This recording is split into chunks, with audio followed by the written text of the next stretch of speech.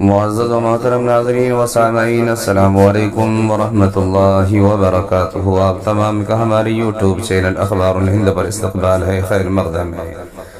پیارے ناظرین و سامعین، آج کی 20 تاریخ ہے 18 جنوری 2023 بروز بدھ یعنی چہار شنبہ، اور ہجری تاریخ ہے 25 جمادی الاخری 1444 ہجری۔ اس وقت کی دو بڑی اہم خبر ہے، اور یہ دو خبر دو مشہور و معروف عالم دین کے متعلق ہے۔ اس میں سے پہلی خبر حضرت مولانا طارق جمیل صاحب کے متعلق ہے کہ پڑوس ملک کے مشہور و معروف عالم دین مبلغ اسلام حضرت مولانا طارق جمیل صاحب کے اوپر سنگین الزامات لگا دیے گئے ہیں، اور سوشل میڈیا سے آپ اگر جڑے ہوئے ہیں تو آپ کو اندازہ ہوگا اور آپ کے علم میں یہ بات آئے گئی ہوگی کہ کس طرح سے حضرت والا کے مخالفین حضرت کے اوپر الزام لگا رہے ہیں،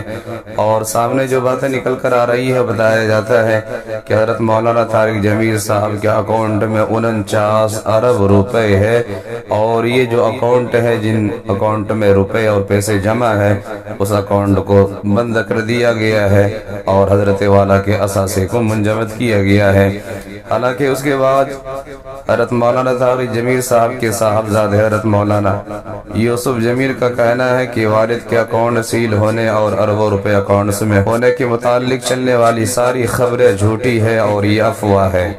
گزشتہ روز سوشل میڈیا پر مولانا طارق جمیل سے متعلق 49 ارب روپے چھپانے کے الزام میں ان کے اکاؤنٹ سے منجمد ہونے کی افواہیں سامنے آئی تھی، جس کے بعد سوشل میڈیا صارفین کی جانب سے حضرت مولانا طارق جمیل صاحب سے آمدن اور اثاثے ظاہر کرنے کا مطالبہ کیا گیا تھا۔